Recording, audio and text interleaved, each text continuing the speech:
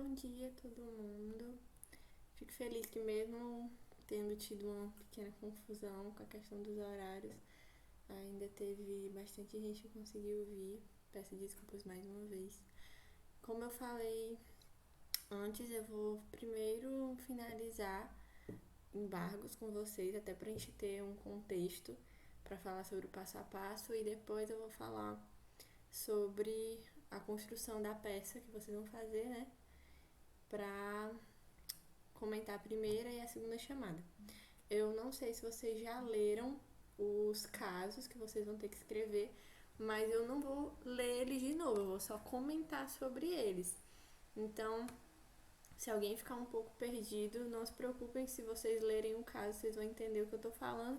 Aí vocês podem voltar no arquivo que vai estar no Drive para elaborar o texto de vocês, tá? Então, eu vou aqui abrir o slide de embargos e a gente continua depois para falar mais sobre o passo a passo, tá bom? As características gerais para elaboração dos embargos são as seguintes e as principais. Primeira delas, ele será distribuído por dependência ao juízo da execução em autos apartados. Como assim?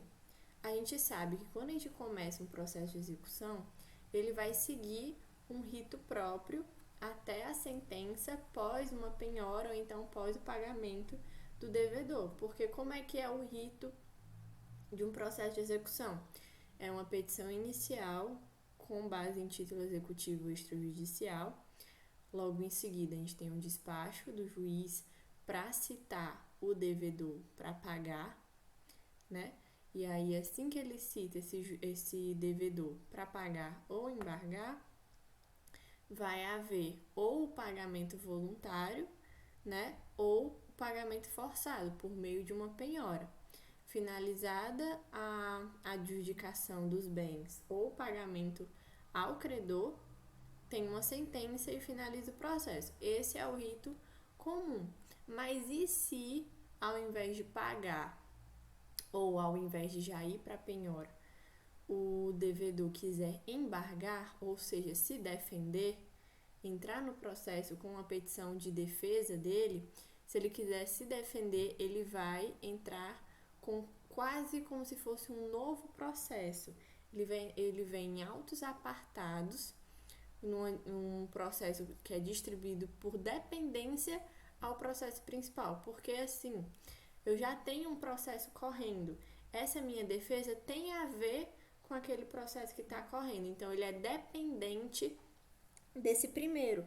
Eu não posso embargar se não houver processo anterior, se não tiver um processo de execução correndo. Por isso que ele é dependente do outro. Então, ele é distribuído por dependência ao processo principal em autos apartados, porque ele é como se fosse um processo independente, certo? Até porque os embargos são a petição, como se fosse a petição inicial que inicia esse outro procedimento. Então, ele vai ser protocolado, aí a mesma coisa, vai ter aí a citação do devedor ou do credor para poder ele responder a esses embargos, e aí depois pode ser que tenha uma audiência de instrução e depois vai ter uma sentença, como se fosse um rito normal, só que esse rito é para os embargos à execução, tá certo? Próxima característica. Nova ação. Sujeita-se a uma petição inicial, nos moldes do artigo 231, a distribuição, registro e autuação próprios. Artigo 914, devendo preparo. Então, é como eu já expliquei, é como se fosse uma ação nova, é tudo completamente novo, porque ele vai ser independentemente julgado, certo? Então, ele é sujeito a uma petição para iniciar, que são os embargos, tá? Vão ser distribuídos com dependência, como eu já falei, com registro e autuação próprios. Então, é tudo como se fosse um só. É independente no seu rito, mas ele é dependente do processo principal. E devendo preparo. Então, o devedor, para embargar, ele precisa pagar custas, certo? Esse preparo, ele significa isso, o pagamento das custas para poder protocolar a petição, tá bom? Terceiro, É o primeiro momento em que o devedor, aqui embargante, poderá apreciar a pretensão manifestada pelo exequente, aqui embargado, para verificar se a mesma é ou não procedente. Então, vai ser a primeira vez dentro desse processo, com base nesse título executivo, que o devedor vai poder se defender. Vai ser a primeira vez que ele vai ter contato com tudo aquilo que o credor está alegando contra ele e vai rebater esses argumentos, tá? Aí ele vai dizer se ele concorda ou não com aquilo que o credor está falando e coloca também em questão os argumentos dele, tá bom? Quarta, legitimidade. Isso aqui é super importante porque não tem como a gente prosseguir com uma execução se a pessoa que está sendo atacada ali, né, aquele polo passivo, ele não for legítimo naquela execução. Então, quem é legítimo para estar aqui no polo passivo, né? O sujeito passivo da execução forçada, ou seja, o devedor, e também o terceiro com responsabilidade executiva, seja o fiador, o sócio, sucessor ou subrogado, desde que sejam partes na relação processual. Então, aqui vai ser legítimo para estar nesse polo passivo tanto o devedor de fato, o devedor que está ali presente naquele título executivo, ou então um terceiro que adquiriu a responsabilidade por essa dívida. Quem pode ser essa pessoa? Essa pessoa pode ser o fiador, porque, por exemplo, o devedor estava ali estava ali com a dívida a pagar, só que ele ficou sem dinheiro, mas no título ele já tinha dito que ele tinha um fiador para cobrir a dívida em caso de inadimplemento. Então, o fiador é também responsável por essa dívida. O sócio, em caso de algum inadimplemento por parte do devedor, se ele tiver um sócio que tem a ver com essa dívida, porque não adianta a gente colocar o sócio aqui só porque ele é sócio, sendo que não tem nada a ver com aquele título, ele tem que ter a ver com aquele título. Então, o sócio também pode ser responsável, assim como o sucessor, tá? Uma pessoa que faleceu e aí o filho ficou como responsável pelo espólio do pai, pelas rendas do pai falecido, por exemplo. Então, ele vai ser responsável aqui também. Ou o subrogado, aquela pessoa que não tinha a ver com esse título, mas aí ele passou a ter por uma concordância com o devedor. Por exemplo, o devedor não estava podendo pagar e aí ele falou com um amigo dele e falou assim: ó, amigo, eu tô com essa dívida, tu pode pagar pra mim? Aí ele falou: tá, bora. Aí ele se subrogou nos direitos para poder pagar, tá bom? Então, todas as pessoas que tiverem a ver com aquela dívida, que tiverem falado que sou responsável pelo pagamento dela, eles vão, até o final da execução, ser responsáveis da mesma forma que o devedor seria, tá bom? E a competência. Quem é competente para julgar esses embargos, tá? A competência para julgar os embargos é o juízo da ação de embargos, que é feito incidental e é o mesmo da ação principal da execução. Então, quem julga os embargos é aquele juízo do qual iniciou o processo principal. Então, quando foi protocolada a petição inicial do credor, ele foi para um juiz. Esses embargos, como é a minha defesa daquele processo, é o mesmo juízo do processo principal que vai julgar os meus embargos, tá certo? Até porque não faria sentido não ser, porque o juiz que recebeu a petição inicial, ele já está ciente do que é aquele processo, já está ciente de quem são as partes e já ouviu o credor. Então, se ele quer ouvir uma defesa, faz sentido ser o mesmo juiz que vai olhar para tanto para a acusação quanto para a defesa, né? Se tiver uma citação por carta precatória, porque, assim, vamos relembrar. Quando a gente começa um processo principal de execução, a gente precisa citar o devedor ou para pagar ou para embargar.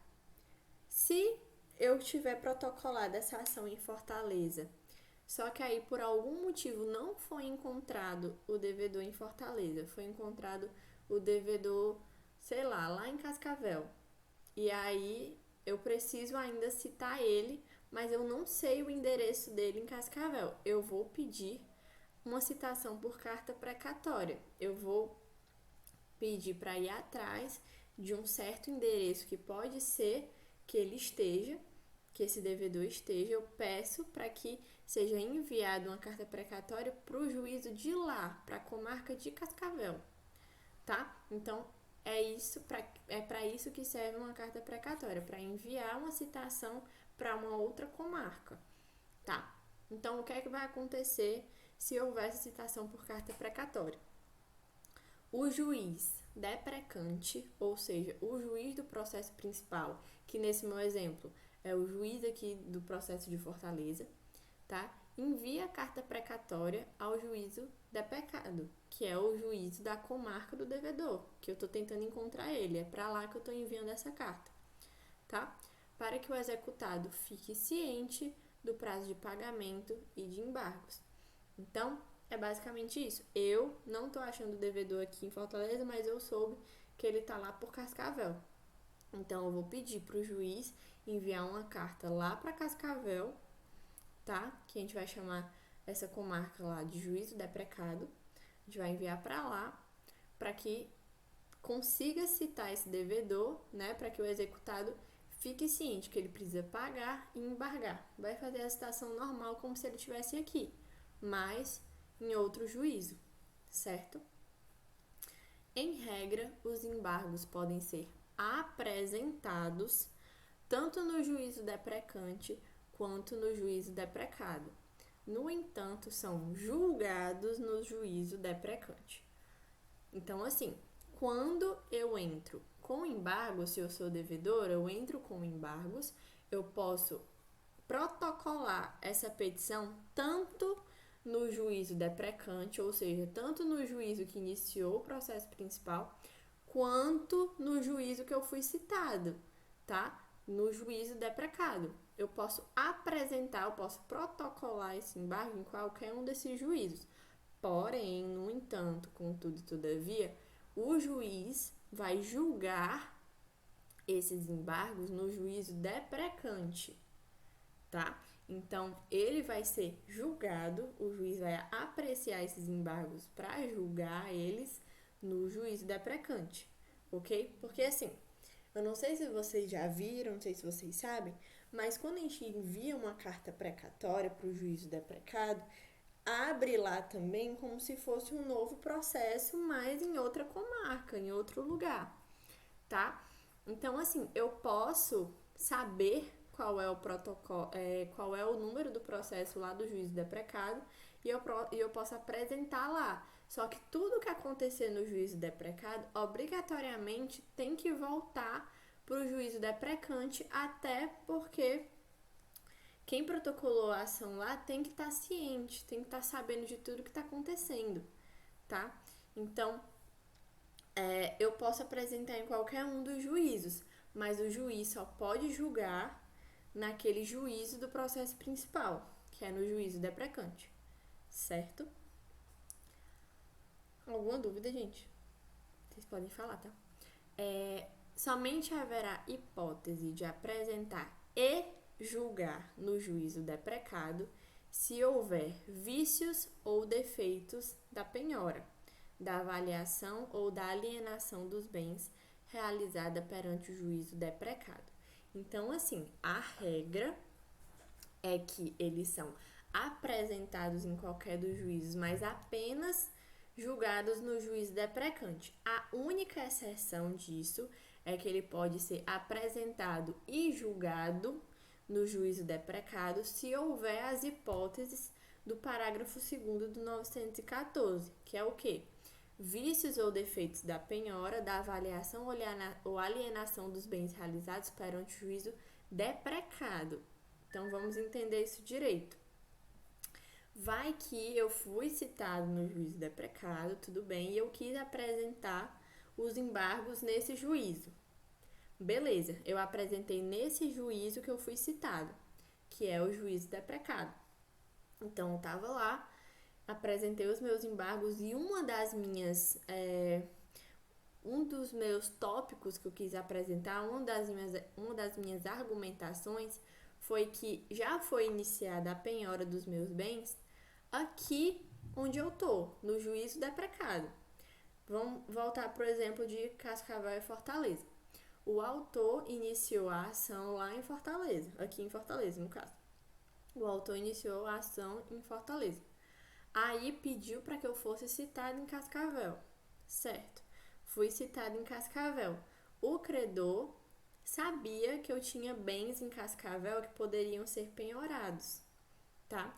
Então, quando ele me citou, ele também já iniciou o processo de penhora porque eu não paguei voluntariamente, tá? Eu fui citado, mas eu não paguei naqueles 3 dias que eu tinha para pagar. Então, o que é que vai acontecer? Ele vai pedir para que seja penhorado o meu carro que eu tenho em Cascavel. Mas aí eu vi que essa penhora foi errada. Eu vi que esse carro ele não pode ser penhorado porque é um carro que eu uso para trabalhar. A gente já sabe quais são as hipóteses de empenhorabilidade dos bens, né? Então eu vi que a penhora que foi feita no meu bem tem um vício, tá? E ela foi feita no juízo deprecado. O meu carro estava em Cascavel, não estava em Fortaleza. Então, nesse caso, o juiz pode julgar esses embargos, pode julgar a minha defesa, onde eu estou e onde o meu bem está sendo penhorado, que no caso é no juízo deprecado, tá bom? Então, apenas o juiz vai apreciar, julgar, né, os embargos no juízo deprecado nesses casos de que tem um bem no juízo deprecado e ele foi penhorado, avaliado ou alienado de forma equivocada lá, nesse juízo deprecado. Se tiver sido um bem penhorado no juízo deprecante, que no caso seria Fortaleza, se tivesse sido um bem meu que foi penhorado em Fortaleza, ainda assim seria julgado no juízo deprecante, no juízo do processo principal. Mas como não foi lá em Cascavel que o meu bem estava e foi penhorado lá, avaliado lá ou alienado lá, então vai ser no juízo deprecado que o juiz vai julgar esse processo, tá bom? O prazo de 15 dias para embargar e o de 3 dias para pagar se iniciam da citação ou da comunicação do expediente cumprido ao juízo deprecante. Como eu já falei para vocês, tudo que acontece lá no juízo deprecado tem que voltar para dar ciência ao pessoal do juízo deprecante do que está acontecendo. Então, se foi realizada de fato a citação lá no juízo deprecado, automaticamente tem que comunicar ao juízo deprecante falando assim, ó, lá no juízo deprecado deu certo, foi feita a citação, avisa lá pro autor. Aí volta pro juízo deprecante e informa que houve a citação de fato, tá? Então, o prazo de 15 dias para embargar e o de 3 dias para pagar se iniciam nesse momento, no momento que teve a citação válida. Então, a citação está valendo, ou então já foi informado no juízo deprecante que o expediente começou a correr, ou seja, que o prazo já começou a correr, então qualquer um já está responsável caso não pague em 3 dias, né? O devedor já está responsável caso não pague em 3 dias ou caso não apresente os embargos em 15 dias. Só para dar uma resumida, qual é o juízo deprecante? É o local em que o autor protocolou a inicial. E qual é o juízo deprecado? É o local onde se encontra o devedor e ou os seus bens, tá certo? Então, recapitulando, vai começar o prazo de 3 ou de 15 dias no momento da citação. Onde é que foi feita essa citação? Foi no local onde protocolou a petição inicial. Então, continua do jeito que tá. Vai julgar, vai apresentar tudo no juízo do processo principal. Agora, o devedor ele não estava no mesmo local que o autor protocolou a petição inicial. Então, manda uma carta precatória para outra comarca, e aí, se ele for citado lá, mas não houver nenhum defeito na penhora ou qualquer defeito que aconteça com os bens dele, tanto a apresentação dos embargos quanto o julgamento dele vai ser no juízo deprecante. Caso tenha vício ou defeito na penhora, na avaliação ou na alienação dos bens dele, pode ser apresentado e julgado no juízo deprecado, tá bom? É isso que tá falando. Agora, o procedimento dos embargos, como é que ele acontece? Inicialmente, a gente inicia um processo de execução com base no título executivo extrajudicial com a petição inicial. A gente faz uma petição inicial com base no título. Tudo bem. Isso aqui tudo a gente já conhece. Fez a petição inicial, teve um despacho do juiz pedindo para citar, vai haver a citação do devedor para pagar a dívida ou para embargar, ou para se defender. Tudo bem. Caso ele não pague, tenha penhora, caso ele embargue, né, ele vai apresentar uma petição de embargos da execução, que vai ser em autos apartados, né? Então, ele faz a petição de embargo da execução, aí tem que pedir para o autor ser citado para poder apresentar contrarrazões a esses embargos, ou seja, rebater essa defesa, tá? O autor faz as contrarrazões dele. Se for o caso, tem uma audiência de instrução para todo mundo produzir as suas provas ali e vai haver a sentença dos embargos. Depois da sentença dos embargos, a gente volta para o processo principal para saber qual foi a decisão do juiz quanto ao processo inteiro, tá? Quanto ao processo de execução.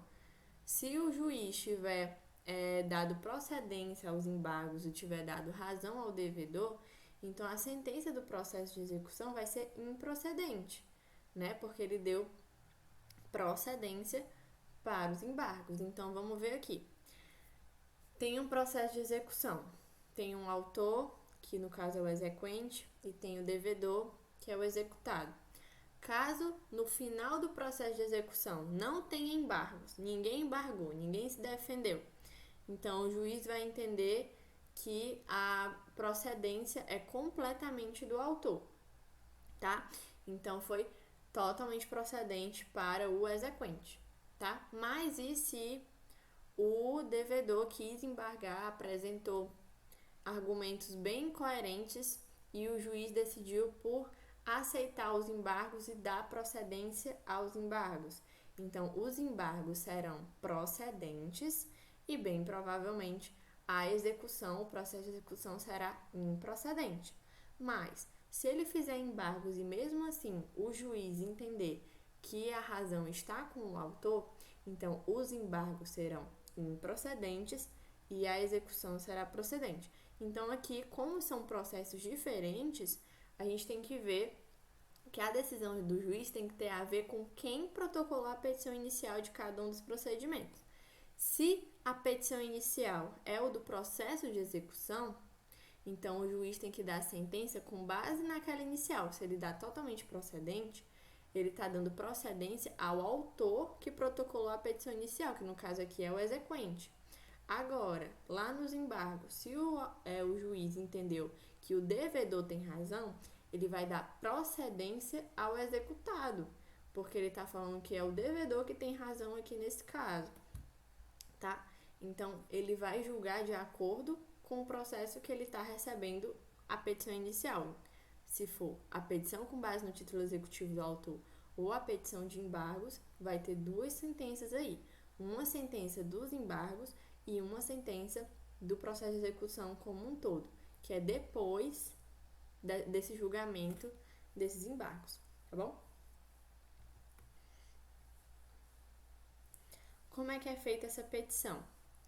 A petição dos embargos será nos moldes do artigo 231 do CPC e, conforme o artigo 915, os embargos serão oferecidos no prazo de 15 dias, contado conforme o caso na forma do artigo 231.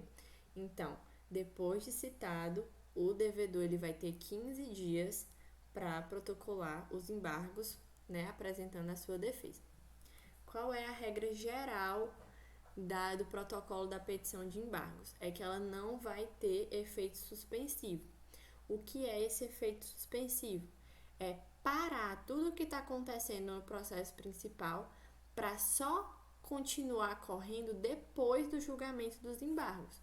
Porque vocês viram, né, que a sentença do processo principal, caso tenha embargo, só acontecerá depois do julgamento dos embargos.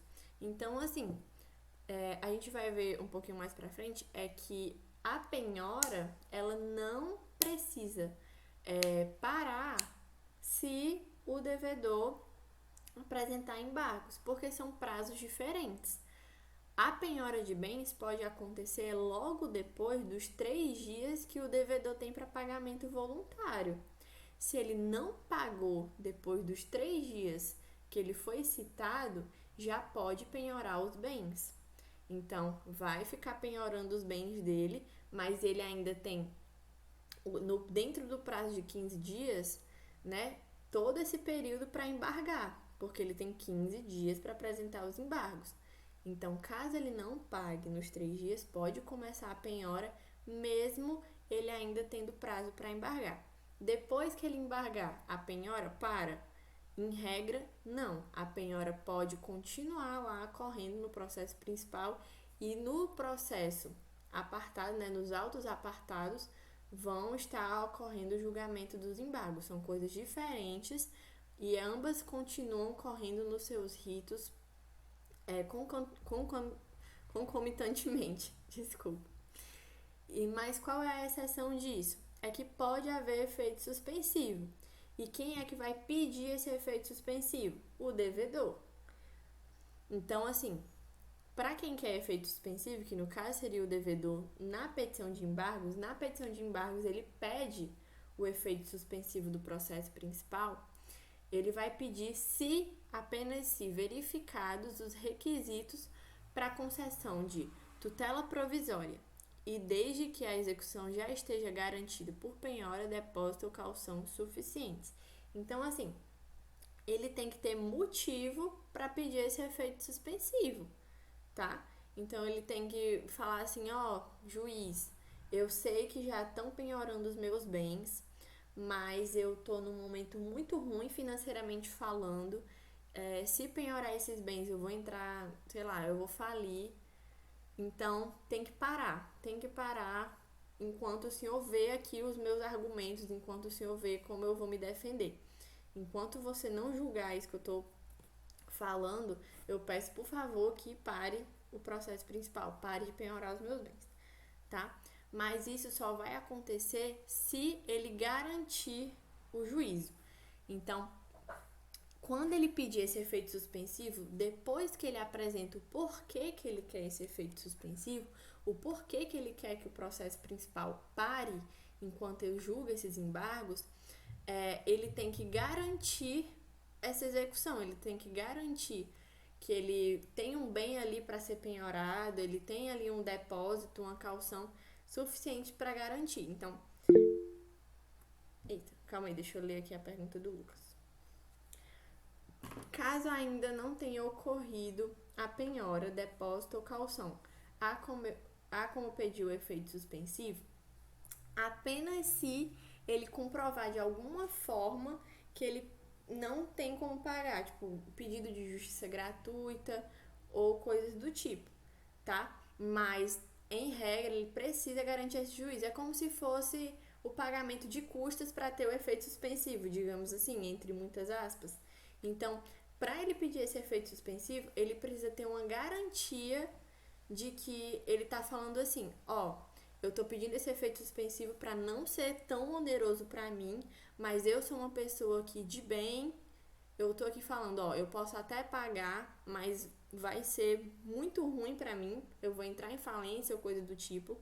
Então, tá aqui o meu carro, só para garantir que eu preciso que pare lá aquele processo principal e você julgue os meus embargos, tá? Mas se ele comprovar que ele tem justiça gratuita ou que ele pode, de forma muito onerosa, ser prejudicado com isso, ele pode pedir o efeito suspensivo de forma gratuita, tá? Mas ele tem que garantir o juízo de alguma forma, nem que seja comprovando que ele não tem bens ou renda suficiente para isso. Tudo bem? Certo. Artigo 920 diz o quê? Recebidos esses embargos, primeira coisa, o exequente será ouvido no prazo de 15 dias. Então, apresentados os embargos do devedor em 15 dias, o credor também tem 15 dias para rebater esses embargos, que como a gente viu, a gente chama de contrarrazões aos embargos, tá? Então, cada um tem 15 dias para se manifestar depois de iniciado o embargo à execução. Depois, a seguir, o juiz julgará imediatamente o pedido ou designará a audiência. Então, depois de oferecidos os embargos e as contrarrazões, o juiz vai julgar. Vai julgar se já é uma sentença dos embargos ou se ele ainda precisa de uma audiência de instrução para julgar. Se ele ainda precisa de provas de cada uma das partes para decidir quem é que tem razão naquele momento, tá? E aí, por último, encerrada a instrução, o juiz proferirá a sentença. Se ele quiser que tenha audiência de instrução, se ele pedir produção de provas pelas partes, depois dela, ele já tem que dar a sentença, tá bom? Ele já tem que decidir se os embargos são ou não procedentes. O que pode ser alegado nos embargos? Isso aqui é o mais importante agora para vocês que vão fazer o passo a passo. Porque vocês vão ler o caso e vão, a partir desse artigo, dizer: tá, eu consigo defender essa pessoa aqui nesse caso concreto, tá bom? Então, o que é que vocês podem argumentar em cada caso, tá? Primeira coisa, inexequibilidade do título ou inegibilidade da obrigação. Como assim? Aquele título executivo extrajudicial que iniciou a obrigação, ele não pode estar ali como um argumento de que eu sou um devedor inadimplente, tá? Aquele título ali é inexequível, ou seja, vai que ele não tem certeza, liquidez ou exigibilidade. Vocês têm que ver se o título está coerente com a obrigação que você está tendo que pagar ali, tá? Então, se esse título não puder ser cobrado numa execução, você pode apresentar isso nos embargos. Vai que aquele título prescreveu, então ele também não pode ser apresentado como argumento. Esse tipo de coisa, vocês têm que ver isso antes de apresentar os embargos. Ou inexigibilidade da obrigação. Aquela obrigação, vamos dizer que já foi paga, ou então foi paga por outra pessoa, ou seja, a obrigação não existe mais. Se ela for inexigível ou ela também tiver prescrito, também pode ser apresentado isso nos embargos. Penhora incorreta ou avaliação errônea, aquilo que a gente já falou.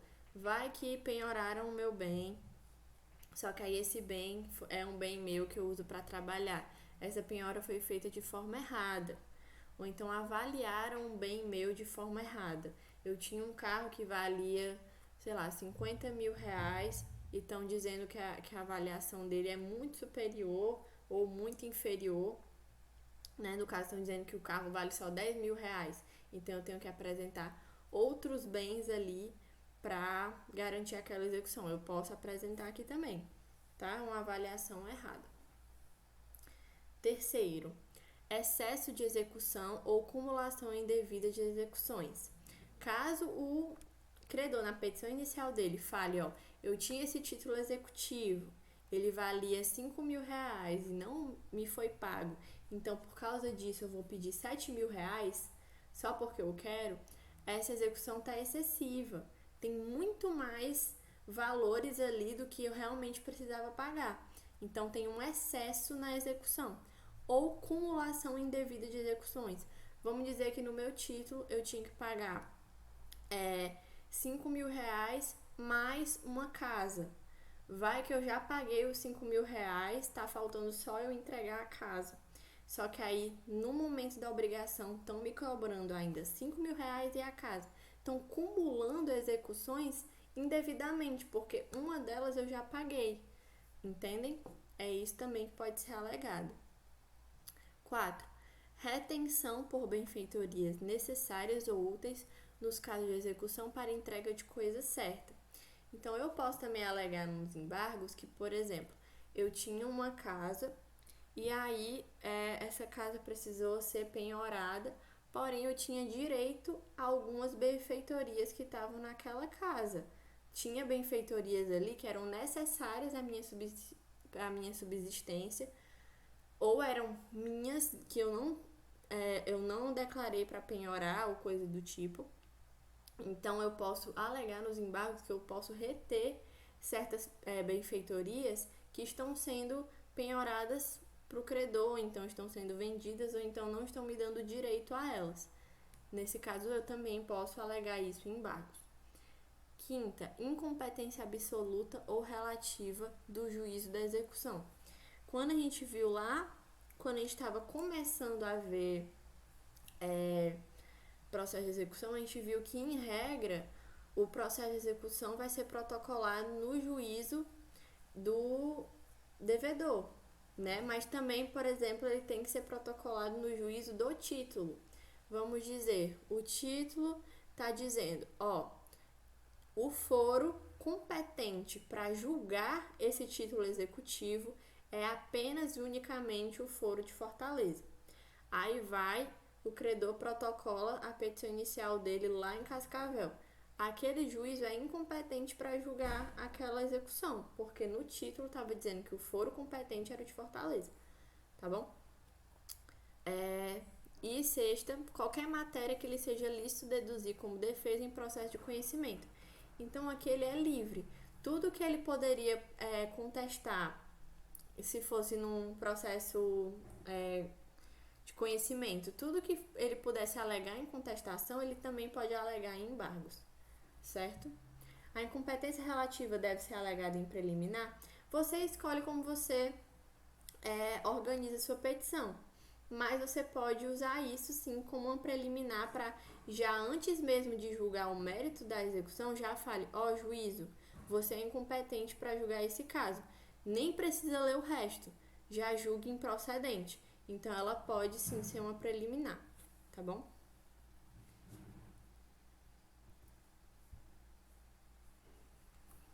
Excesso de execução. Esse aqui, como ele tá no código com muito mais detalhes, eu decidi trazer ele pra gente dar uma olhada mais concreta aqui pra ele. Como a gente viu aqui, o excesso de execução tá no artigo 917, no inciso 3º. Só que lá no parágrafo 3º vão falar mais sobre excesso de execução. O que é que fala o parágrafo 3º? Que quando alegar que o exequente, em excesso de execução, pleiteia quantia superior à do título, o embargante declarará na petição inicial o valor que entende correto, apresentando demonstrativo discriminado e atualizado do seu cálculo. Então, não adianta eu entrar com embargo falando que estão me cobrando muito mais do que era para ser cobrado se eu não comprovar isso. Então, eu vou falar que tem excesso de execução e vou falar que em anexo vai ter uma planilha de cálculos dos valores que eu entendo correto. Tá bom? Isso é necessário. E o parágrafo 4º. Não apontando o valor correto ou não apresentado o demonstrativo, os embargos à execução serão liminarmente rejeitados, sem resolução de mérito, se o excesso de execução for o seu único fundamento. Caso no meu embargo a única coisa que eu tenho para me defender é que tá tendo excesso de execução e eu não apresentar o demonstrativo correto do cálculo, o juiz não vai nem julgar. Ele já vai declarar improcedente sem resolução do mérito, tá? Sem julgamento do mérito. Porém, serão processados se houver outro fundamento, mas o juiz não examinará a alegação de excesso à execução.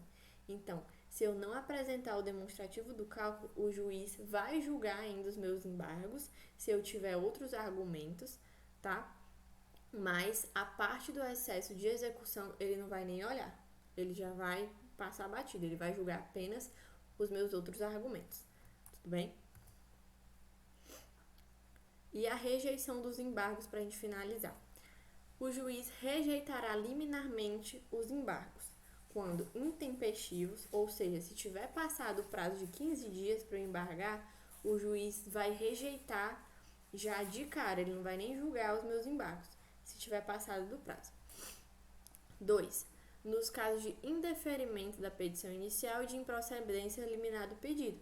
Então, assim, se lá no processo principal já tiver sido indeferida aquela petição inicial, nem precisa olhar para os meus embargos, porque já foi decidido o mérito da causa completamente no processo principal. Tudo bem? Então, assim, se eu julgar, isso também, além disso, se eu protocolar embargos, e assim que eu protocolar os meus embargos, mesmo antes de ser citado o devedor, já tiver vários erros que declarem a incompetência completa do meu pedido ou a improcedência completa do meu pedido sem nem precisar que o credor se manifeste, ele também já pode rejeitar os meus embargos, tudo bem? E se eles forem manifestamente protelatórios? E eu já vou juntar para o parágrafo único para falar sobre ele. Considera-se conduta atentatória à dignidade da justiça o oferecimento de embargos manifestamente protelatórios. E o que é isso? Se você embargar só com o motivo de querer que seja atrasado o seu processo, tá? Se você quiser apenas que tenha mais uma coisa ali para mexer antes de ser declarada a sentença do processo principal só para atrasar tudo, isso é um embargo meramente protelatório. Então, o juiz pode rejeitar liminarmente e ainda declarar como conduta tentatória a dignidade da justiça. Então, você, além disso, ainda pode pagar uma multa. Então, se você for apresentar embargos, eles têm que ter realmente coerência com o processo. Eles precisam, antes de tudo, ter como continuar com o processo, não só atrasar, tá?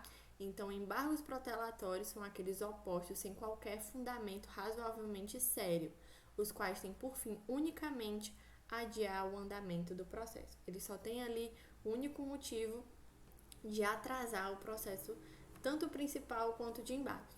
Então, um embargo não pode ser meramente protelatório, tá bom? Vamos lá. Alguma dúvida antes da gente falar do passo a passo? Tá tudo bem? Vocês querem que eu volte algum slide para falar novamente?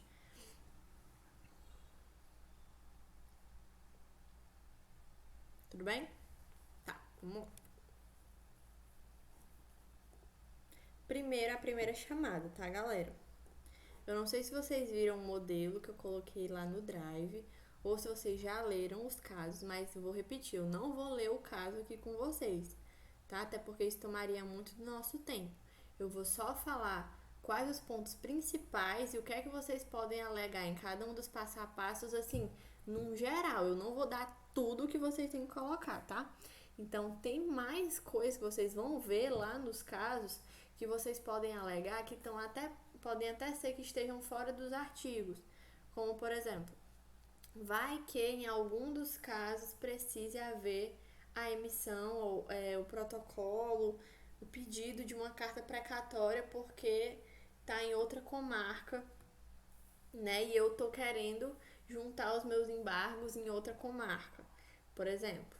Então, vocês vão colocar isso, tipo, esse juiz é o competente porque tá tendo, por exemplo, penhora aqui onde eu tô, então, se tiver tendo penhora aqui, o juiz competente para julgar é aqui.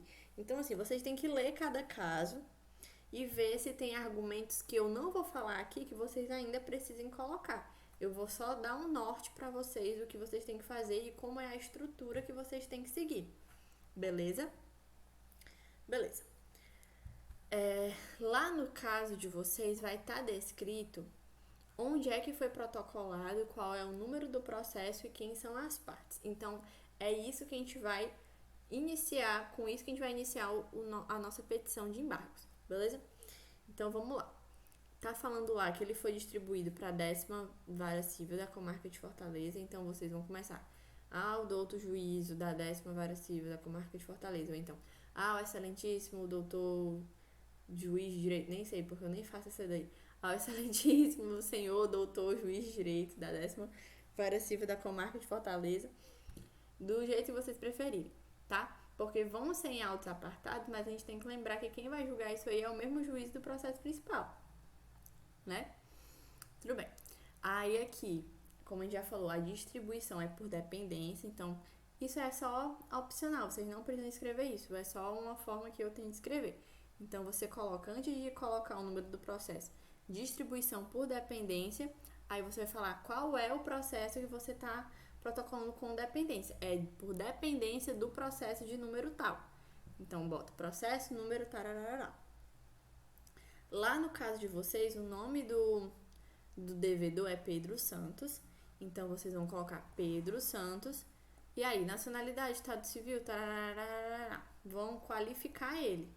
Vocês não vão colocar o já devidamente qualificado nos autos do processo em epígrafe, blá blá blá, porque, como eu já falei, aqui são autos apartados, é como se fosse uma petição inicial, vocês têm que qualificar a parte, tá? Lorena, não tem lá as informações dele, não tem a nacionalidade, não tem o estado civil, então vocês vão fazer de uma forma que vocês demonstrem que vocês sabem que vocês precisam qualificar, tá? Esse devedor, mas vocês não vão criar informações, vocês não vão inventar. Vou inventar aqui que ele é comerciante, vou inventar que ele é casado, vou inventar um número de RG. Não façam isso. Só demonstrem que vocês sabem que aquelas informações têm que estar ali. Então, vocês podem fazer tipo assim, Pedro Santos, aí bota entre parênteses, nacionalidade, aí vírgula, entre parênteses, estado civil e tarará. Só para vocês demonstrarem para quem está corrigindo, eu sei que essa informação tem que estar aqui, mas eu não tenho. Então, vocês vão fazer como se fosse tipo um modelo, tá bom? Aí, vocês vão falar: vem respeitosamente à presença de Vossa Excelência, por seu procurador firmatório, procuração em anexo, com fulcro nos artigos 914 e 915 do Código de Processo Civil. Vocês têm que informar por quais artigos a petição de vocês está se baseando. E no caso aqui, nesse primeiro momento, vai ser com fulcro nesses artigos aqui. Tudo bem? Aí, opor. Embargos à execução com pedido de efeito suspensivo. Por que eu estou falando do pedido de efeito suspensivo? Porque o caso fala. Quando vocês forem ler o caso, ou se já leram, vocês podem ver lá que o devedor está pedindo efeito suspensivo nos embargos. Então, vocês têm que colocar isso no título também. Embargos à execução com pedido de efeito suspensivo. Beleza. A execução de título extrajudicial proposta por João Silva, que lá no caso está escrito que esse é o nome do autor, pelas razões de fato e de direito que se seguem. Ok. Vocês não precisam fazer como eu estou fazendo aqui, tá? É só uma ideia. Beleza? Primeiro tópico que eu normalmente coloco quando eu vou fazer petição, da tempestividade. Por quê? Porque lá no caso também está falando que vocês precisam demonstrar qual é a data final de protocolo dessa petição. Então, eu já de primeira mão já coloco que, ok, eu sei qual é a data final de protocolo e eu estou protocolando ela tempestivamente, está dentro do prazo. Aí eu informo, a presente defesa é tempestiva, está no prazo, visto que foi apresentada dentro do prazo legal de 15 dias, conforme o artigo 915, tá? Já que o executado apenas fora citado no dia 7 de fevereiro de 2024. Então, vocês têm que demonstrar a data que ele foi citado, porque é a partir dessa data que começou a contagem do prazo. Vocês têm que informar que vocês sabem do que vocês estão escrevendo nesse tópico. Beleza. Aí, próximo. Dá a garantia do juízo. Para que garantir o juízo? Porque ele quer efeito suspensivo. Então, vocês podem até juntar esses dois tópicos. Eu não quero falar de garantia do juízo num tópico separado. Eu quero falar dentro já do tópico do efeito suspensivo. Podem também. Isso aqui é só a ideia de mais ou menos como é que eu faço. Então, dá a garantia do juízo. Vocês vão falar o porquê que vocês têm que garantir o juízo. E aí, vocês vão indicar o parágrafo primeiro lá do efeito suspensivo, que é: o juiz poderá, requerimento embargante, atribuir efeito suspensivo aos embargos quando verificar os requisitos para a concessão da tutela provisória e desde que a execução já esteja garantida, por penhora, depósito ou caução suficientes. Aí aqui vocês vão falar sobre vocês saberem que vocês precisam garantir o juízo, tá? Aí vocês falam, conforme documentação em anexo, vou deixar tal coisa aqui garantida no juízo para pedir o meu efeito suspensivo. Aqui vocês vão ter que falar sobre isso, porque o caso de vocês falou que vocês precisam de efeito suspensivo. Então, se vocês precisam de efeito suspensivo, vocês têm que garantir os requisitos para fazer esse pedido, tá bom? E do efeito suspensivo, que é que a gente pode falar?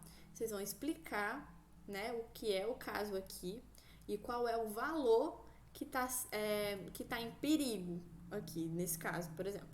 Então, vamos falar, trata de uma execução de título extrajudicial em que o embargado, né, que é o devedor, que é o credor, desculpa, o embargado, o credor, pleiteia o pagamento da quantia de R$40 mil, aí vão escrever o valor por extenso, por parte do embargante, blá, blá, blá, blá, blá. Vocês vão explicar qual é o valor aqui que está sendo pedido pelo autor, até para o juiz saber o porquê que é tão grave essa execução por patrimônio do devedor. Então, você vai falar, o embargado, né, que é o autor, o exequente aqui está pedindo essa quantia muito alta para mim, que sou o embargante. Aí vão explicar. E é extremamente oneroso para mim, tarará, pode até meter princípio aqui se vocês quiserem. Vão explicar. Aí vocês vão lá e vão citar o 919 e outros. Vocês podem sempre colocar mais artigos do que eu tô falando aqui, é só uma ideia. Os embargos de execução não terão efeito suspensivo, porém o parágrafo 1º, que é qual vocês vão se basear aqui, é que o juiz poderá atribuir efeito suspensivo, certo? Vocês vão ter que explicar o porquê que vocês podem pedir o efeito suspensivo nesse caso. Aí, por outro lado, a suspensão temporária das cobranças não importa em irreversibilidade da medida. Vocês vão falar que vocês querem efeito suspensivo e vocês podem pedir isso porque não vai ter nenhum... como é que eu posso dizer? O credor não vai ficar prejudicado por isso.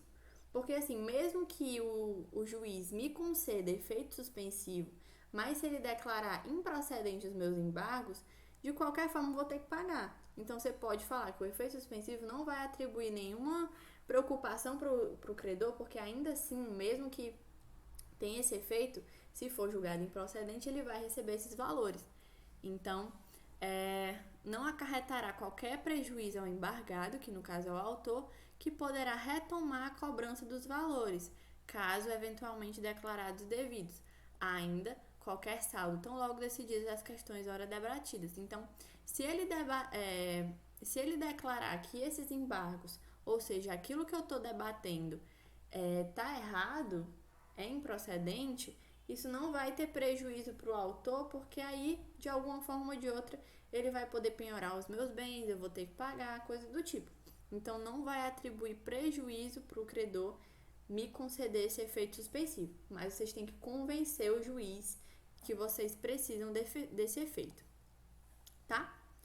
Aí, logo depois, vem a sinopse dos fatos. Tudo bem.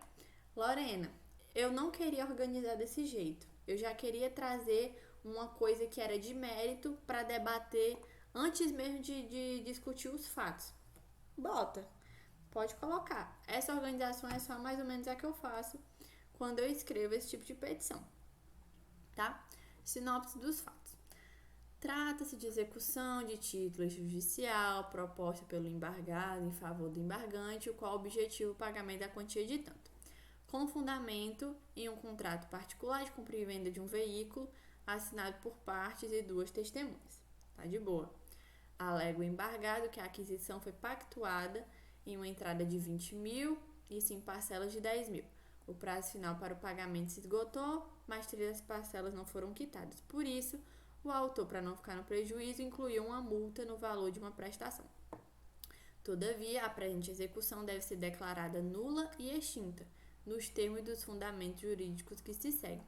Lorena, tu só copiou e colou aquilo lá que estava no caso? Não, não foi isso. Tem que ser o que está no caso, basicamente, Só que vocês aqui, vocês têm que ser inteligentes também. Vocês têm que colocar aqui nessa parte só aquela parte que vocês querem debater. Vai que lá no caso o autor tá falando que vocês como devedores não pagaram porque vocês quiseram, né? Vocês vão colocar isso aqui e falar que isso vai ser debatido porque foi de forma errônea. Mas aí vai que tem alguma coisa lá que vocês não queiram mencionar, porque pode atrapalhar a argumentação de vocês. Então vocês não colocam. Vocês só colocam aqui o que era para ser debatido, né? Que no caso é o pagamento de 40 mil reais por causa de um título executivo. E como é que era para ser esse pagamento. Aí vocês vão demonstrar o que é que o autor falou, por que não foi falado e o que é que vocês vão debater sobre isso. Então, tudo que vocês colocarem nos fatos, vocês têm que rebater depois, tá? Na realidade dos fatos, certo? Então, aqui, Lorena, coloquei a sinopse dos fatos, mas eu quero colocar, antes de falar sobre o mérito, eu quero botar outro tópico aqui, vamos dizer, para falar da realidade fática. Da realidade dos fatos. Eu vou primeiro, antes de colocar aqui no mérito, eu vou descrever o que é que realmente aconteceu. Posso? Pode. Tá bom? Isso aqui é só o básico de uma petição. Agora do mérito, né? Que a gente vai discutir o direito da demanda. Primeiro, da incompetência absoluta do juízo de execução. Aqui, gente, eu já tô falando especificamente pro caso da primeira chamada. Foram as informações que quando eu bati o olho, eu já vi que precisava entrar no mérito com base nos artigos do CPC. Se vocês encontrarem mais, ótimo, coloquem mais. Essas aqui foram apenas as que eu, numa primeira lida rápida, eu vi que tinha. Então, vamos lá. Primeira coisa, da incompetência do juízo. Por que aqui tem isso? Porque lá no caso está escrito assim: no contrato consta cláusula de eleição de foro da cidade de Sobral para qualquer demanda judicial relacionada à matéria. Então, assim, no contrato, ou seja, no título, está dizendo que o foro é em Sobral. Mas aí, lá no caso também está escrito que essa ação foi protocolada em Fortaleza. Então, o foro está errado, né? Tá bom. Aí vai e tem que mencionar o porquê que você pode alegar isso aqui. Eu posso alegar isso porque lá no 917 está dizendo que nos embargos eu posso alegar a incompetência absoluta ou relativa do juiz de execução. Beleza? E vocês têm que dizer, é absoluta ou relativa? Coloca isso. Vocês não podem só falar, é incompetente. Tá, mas é incompetência absoluta ou é relativa? Tem que escrever. Portanto, tendo em vista os fatos e fundamentos apresentados, a execução proposta pelo embargado deve ser declarada nula e extinta. Então, eu já trouxe esse argumento aqui como o primeiro deles, porque depois dele, se realmente o juiz falar, eu sou incompetente para julgar, ele nem lê o resto. Daqui, ele já pode declarar improcedência da petição inicial do autor, tá? Próxima, do excesso de execução. Por que eu falei do excesso de execução? Porque está escrito aqui. João Silva disse que não iria ficar no prejuízo e queria incluir na dívida uma multa no valor de uma prestação, mesmo que não houvesse qualquer previsão contratual nesse sentido. Cumprindo o que havia dito, João promoveu a execução indicando o valor de 40 mil reais no demonstrativo do crédito. Então, assim, como está escrito aqui, em nenhum momento foi falado que se eu não pagasse no prazo, ia me ser cobrado uma multa. Então, ele está colocando mais uma prestação todinha, ele já está me cobrando mais 10 mil reais por causa que eu não paguei no prazo. Isso não pode, é excesso de execução. Em nenhum momento me falaram que isso ia acontecer, tá? Então, por que eu posso alegar excesso de execução? Porque tá lá no 917. Posso alegar o excesso de execução ou acumulação indevida das execuções. E aí você vai explicar o que é que você viu que era esse excesso de execução. Então, vai falar, com base no parágrafo 2º do artigo 917, há excesso de execução quando? Aí vocês vão, a partir dos incisos desse parágrafo, explicar o que é que vocês viram nesse caso que demonstra o excesso de execução. Mas ainda, vocês vão, com base no parágrafo 3º, falar que o embargante declarará na petição inicial o valor que entende correto, apresentando demonstrativo discriminado e atualizado no seu cálculo. Então, em algum momento, vocês vão colocar que conforme documentação em anexo, o demonstrativo do cálculo, aí vocês vão falar, demonstra que o valor da execução foi equivocado e excessivo, etc. Ou seja, vocês têm que colocar na petição de vocês que em anexo está o demonstrativo correto do cálculo, ok? E para finalizar, os pedidos. Pelo exposto, requer que Vossa Excelência se digne de receber os embargos de execução por dependência aos autos da ação de execução de número tal. Conceder o efeito suspensivo. Se vocês não colocarem sobre o efeito suspensivo aqui no pedido, mesmo que vocês tenham colocado na petição, o juiz não vai, de ofício, conceder o efeito suspensivo. Então, não esqueçam de colocar isso nos pedidos, tá? É mais importante botar aqui no pedido do que na petição, mas tem que explicar o porquê. Então, conceder o efeito suspensivo nos termos do artigo 919, parágrafo 1º. Coloquem o parágrafo, tá? Julgar totalmente procedente os embargos de execução para a finalidade de que seja declarada a nulidade da execução com a extinção do processo executório com fulcro no artigo tal. Vocês têm que procurar mais artigos que demonstrem o porquê que vocês podem pedir a extinção desse processo, beleza? Por estar esse juízo incompetente para julgar o mérito e ainda por o embargado ter alegado valor excessivo ao débito, conforme cálculos anexos. E condenar o embargado ao pagamento de custos processuais e honorários advocatícios. Atribui-se à causa o valor de tanto. Vocês têm que colocar aqui o valor da causa, conforme a mesma coisa lá do processo 1. Como é que sabe qual é o valor da causa? Vão lá no artigo do valor da causa, coloquem aqui e coloquem o artigo do valor da causa, tá? E antes disso, vocês ainda botam o pretende-se provar o alegado por todos os meios de prova em direito admitidos,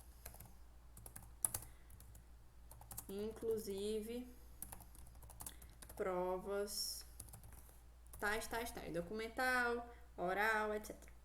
Beleza? Temos em que pede espera deferimento, Fortaleza e Ceará, porque é o que está lá na petição, e a data final para o seu protocolo. Aqui eu não vou dar de graça para vocês, né? Vocês vão contar qual é a data final para o protocolo dessa petição, lembrando que é de 15 dias. Vocês vão ver lá qual foi o dia da citação e contar 15 dias até a data final do protocolo e colocar aqui no final, tá? Tem que ter essa data correta na petição de vocês, beleza? Quem não for fazer a segunda chamada já pode sair, botar a presença e tudo mais, mas eu vou falar da segunda chamada também. Segunda chamada, a primeira parte é totalmente igual, então eu não vou repetir, tá? Aqui é a garantia do juiz, porque também vai pedir efeito suspensivo, do efeito suspensivo, blá, blá, blá, tá? Aqui eu vou ler a sinopse dos fatos, porque ela é um pouco diferente, tá? Trata de execução de título extrajudicial proposto pelo embargado em desfavor do embargante, o qual objetiva o pagamento da quantia de R$30.000, com fundamento em um contrato particular de compra e venda de um veículo assinado pelas partes. Oi, alguém quer falar? Oi, Lorena. Eu queria saber se a data que tem que colocar lá embaixo tem que necessariamente ser a data final, ou pode ser alguma outra data que tiver dentro do prazo. Tem que ser a data final, porque lá no caso, justamente, tem escrito data final. Se não Ah, tivesse escrito certo. lá, você poderia colocar qualquer data que tivesse dentro do prazo. Mas tá lá escrito no caso do passo a passo, tá bom? Ah, certo. Obrigada. De nada. Beleza. Aí alega o embargado que a aquisição foi pactuada numa entrada de 20 mil e 5 parcelas de 10 mil. O prazo final para o pagamento se esgotou, mas 3 das parcelas não foram quitadas. Porém, o embargante, por estar passando por sérios problemas, havia vendido o veículo para Miguel Oliveira, e que João Silva não só sabia, mas também tinha concedido por escrito com a transferência. Pelos fatos e fundamentos a seguir, deve ser declarado no lixo. Ok. O que é que a gente pode alegar aqui? A primeira coisa, a inexequibilidade do título. Por quê? Porque se a gente for prestar atenção, isso aqui não é título executivo extrajudicial. O autor não podia ter entrado com a execução desse título. Por quê? Porque ele não está nos requisitos para ser um título executivo extrajudicial. Ele pode até ser cobrado, mas não como extrajudicial. Por quê? Porque aqui o contrato ele foi assinado de forma física e unicamente pelos contratantes. Então, como não vai ter assinatura pelas duas testemunhas, ele não vai poder ser cobrado como título executivo extrajudicial. Beleza? Aí vocês vão colocar o artigo do porquê que você pode alegar isso conforme o inciso 1º, tá? Da ilegitimidade passiva. Também. Por que a ilegitimidade passiva? Porque aqui nem era para ser esse o devedor do caso. Aqui o devedor do caso teria que ser aquele cara, que no caso aqui é esse Miguel Oliveira, que o credor aceitou que ele ia pagar a dívida. Então tá aqui escrito: foi vendido o veículo para esse Miguel Oliveira e o credor ele sabia e também tinha consentido por escrito com a transferência da obrigação para o novo devedor. Então aqui o devedor do caso ele é ilegítimo para agir na execução, tá? Então nesse caso vocês podem até argumentar com base no 917, inciso 4º, porque isso aqui também seria algo que vocês poderiam escrever em sede de contestação. Numa contestação vocês diriam acerca da ilegitimidade passiva do caso, tá? E os pedidos aqui é a mesma coisa, só vão mudar a parte da procedência, que essa ação executória deve estar baseada em título inexigível e ainda o embargante. Eita, escrevi embargado, foi mal. Embargante é parte ilegítima, tá? Condenar embargado ao pagamento das custas e honorários, tarará, valor da causa, também vão colocar das provas aqui. E os termos que pedem para deferimento, fortaleza e a data final do protocolo. É isso, tá bom? Então, qualquer dúvida vocês podem me falar e coloquem mais artigos. Esses aqui são os básicos dos básicos. Tem mais artigo aqui para vocês poderem fundamentar melhor a petição de vocês, tá? Até para vocês falarem o porquê que esse título é muito excessivo. Vocês podem colocar princípio, pode, se vocês quiserem, enfiar aqui um dano material e tal. Tem que falar mais artigos do que eu tô falando aqui, porque esses são muito mínimos. Mas é o básico que vocês têm para conseguir pelo menos, sei lá, 1,5 ponto nesse passo a passo, tá? Então é isso. Muito obrigada pela presença de vocês. Desculpa pela confusão de ontem, mas já deu tudo certo. Boa sorte, gente. Contem comigo.